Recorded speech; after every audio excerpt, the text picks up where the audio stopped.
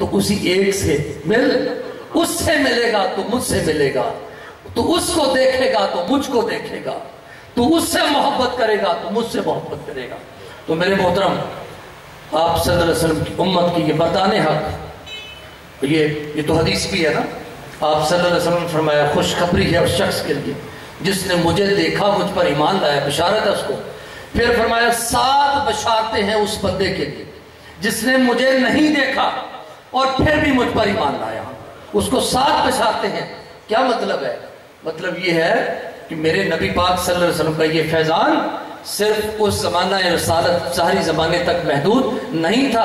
اقبال نے اچھا کہا ہے، یہ نغمہ فصل گل و لالا کا نہیں پابند، مقام بہار ہو کے خزاں لا الہ الا اللہ۔ یہ نغمہ فصل گل و لالا کا نہیں پابند، یہاں زمان و مکان کی حدود و قیود نہیں ہے۔ میرے آقا کا فیض جب سے اللہ نے اپنے نبی کے نور پاک کو پیدا فرمایا جاری و ساری ہے اور تا ابد جاری رہے گا۔ نہ ازل کی حد ہے کوئی، نہ ابد کو کوئی سمجھ سکتا ہے۔ ہاں، آپ صلی اللہ علیہ وسلم کی سیرت پاک، لقد کان لکم فی رسول اللہ اسوۃ حسنہ، تمہارے نبی کی سیرت اسوہ حسنہ تمہارے لیے سند ہے، بہترین نمونہ ہے، اور سارے اسوہ حسنہ کا نچوڑ میرے نبی پاک صلی اللہ علیہ وسلم کی وہ سنت مطہرہ جس پر حضور نے ناز فرمایا، فخر فرمایا۔ اور میں نے صرف حضور کی جو علم نشرہ والی بات پیش کی نا، صرف اس بات کو سمجھنے کے لیے پیش کی کہ سنو کہ نبی پاک صلی اللہ علیہ وسلم نے اپنی کسی شان پہ فخر نہیں کیا۔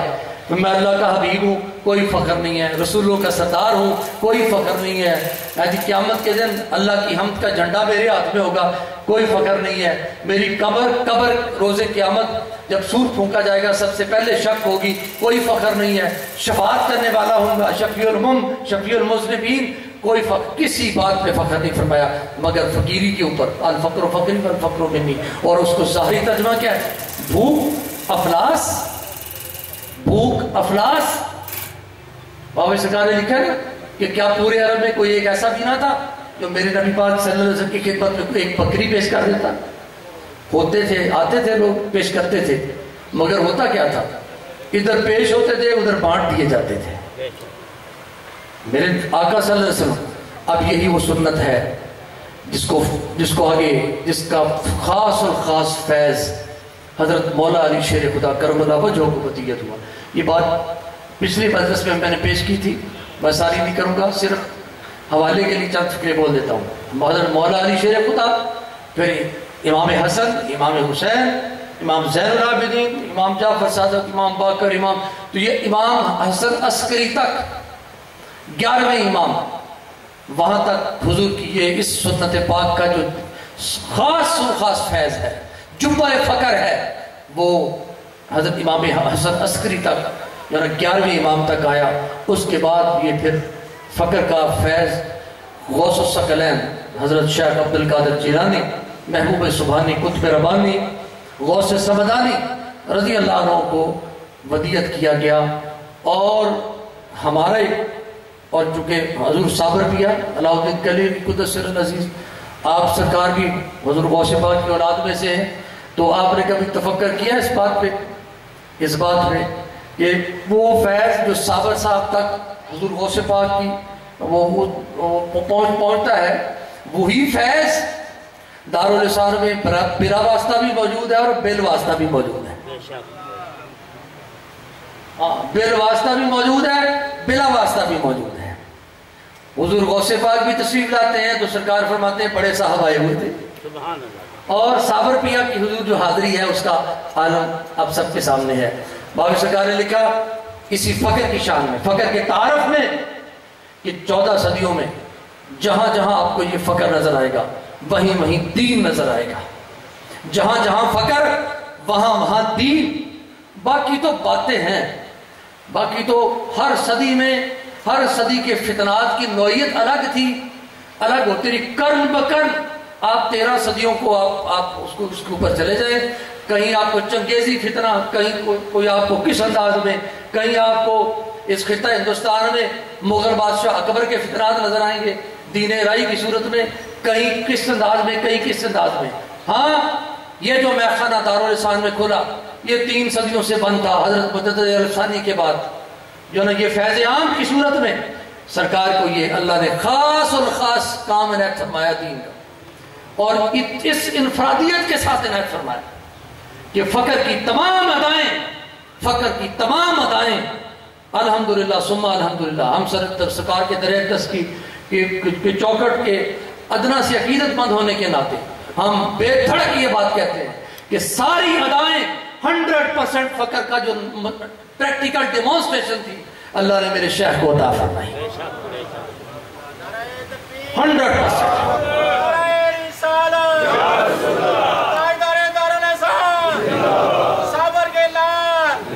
بھائی یزید بستامی کی خانقاہ میں ایک بندہ آ گیا, 15 دن وہاں رکا رہا. 15 دن کے بعد جانے لگا. آپ نے پوچھا بھی کیسے آئے تھے؟ کہنے لگا جی میں تو آپ کی کرامتوں کا چرچا سن کے آیا تھا, کہتے تھے بڑے بزرگ ہیں. تو پھر انہوں نے کہا جی مینو تو کوئی دسیا تو نہیں ہے. آپ نے فرمایا 15 دن میں کوئی ایک عمل, کوئی ایک بات نبی کی سنت کے خلاف دیکھی؟ انہوں نے کہا جی نہیں. فرمایا پھر کون سی کرامت ڈھونڈتے ہو؟ پھر کون سی کرامت ڈھونڈتے ہو؟ ارے فقر عبارت تھا ذکر سے, فقر عبارت تھا تبلیغ سے, فقر عبارت تھا خدمت سے. تاریخ اٹھا لو. آپ فارسی ایران کے خطے میں چلے جائیں, میں نے اس کو کرن بکرن پڑھا ہوا ہے. 5ویں الخانی فتنہ ہو, صفی خاندان کا فتنہ ہو, ابھی آپ کا موضوع نہیں ہے, میں اس پہ نہیں تفصیل میں جاتا ہوں. آپ چلیں میں سعدی شرازی کا حوالہ دیتا ہوں. گلستان بوستان جس دور میں لکھی وہ فتنات کا دور تھا. آپ نے پوری سیاحت کے بعد اس کو ایک جگہ پہ سمیٹ دیا, اخلاقیات لکھی اس کے اندر. دادا صاحب نے 450 ہجری میں کشف المحجوب لکھی. انہوں نے اپنے جو ضرورت تھی اس کے مطابق لکھی. اسی طرح حضور پیران پیر کی غنیت الطالبین موجود ہے. اسی طرح حافظ شرازی کا جس کو لسان الغیب کا لقب دیا گیا اس کا ایک کلام موجود ہے جو آنے والے حالات پر اس پہ لوگ فال بھی نکالتے ہیں.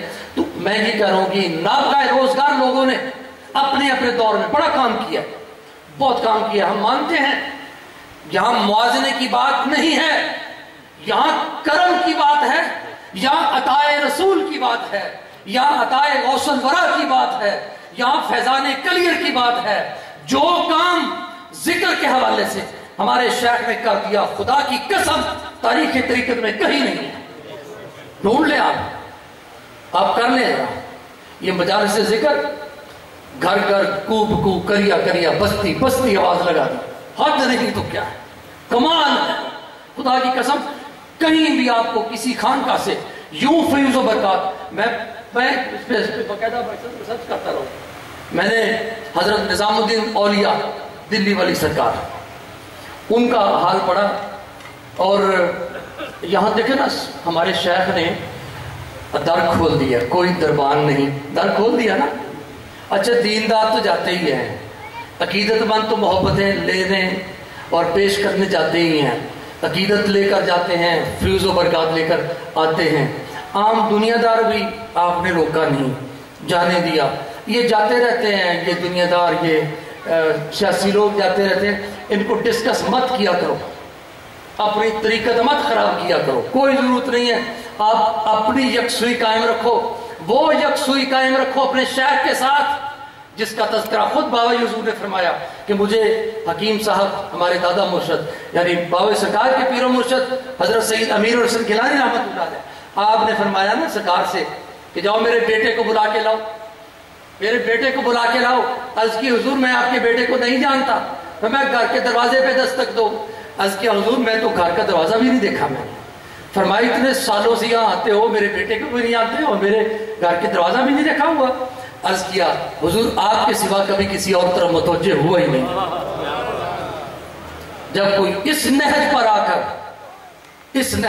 کر آپ ہم سب, میں بھی آپ بھی, اس یکسوئی کے ساتھ, اس کنسنٹریشن کے ساتھ آپ جائیں, آپ یقین کریں ہم تو کیا یہاں, یہ تو کیا پوری کائنات. میں یہ بات اپنی عقیدت کو مروز خاطر رکھ کر اور آپ کی عقیدت کو سلام پیش کرتے ہوئے سرے مجلس کہتا ہوں, پوری دنیا کے پورے انسان بھی آ جائے اور میرے بابا فیض بانٹنے لگے, خدا کی قسم اس سمندر سے ایک دل چھٹ برابر بھی کم نہیں ہوگا. جتنا بڑا مقام, جتنا بڑا فیض اللہ نے میرے شیخ کو عطا فرمایا. ارے سب کا مقام اپنی جگہ. میں پہلے بات کر رہا ہوں, یہ لڑائی نہیں. اور حضرت نظام الدین اولیاء دلی والی سرکار میں ان پہ بات کر رہا تھا. ایک آدمی آ گیا, دنیا دار آدمی تھا, آپ سے ملنے آ گیا کوئی اپنی, تو دربان نے روک لیا, سرکار نے دربان بٹھایا ہوا تھا.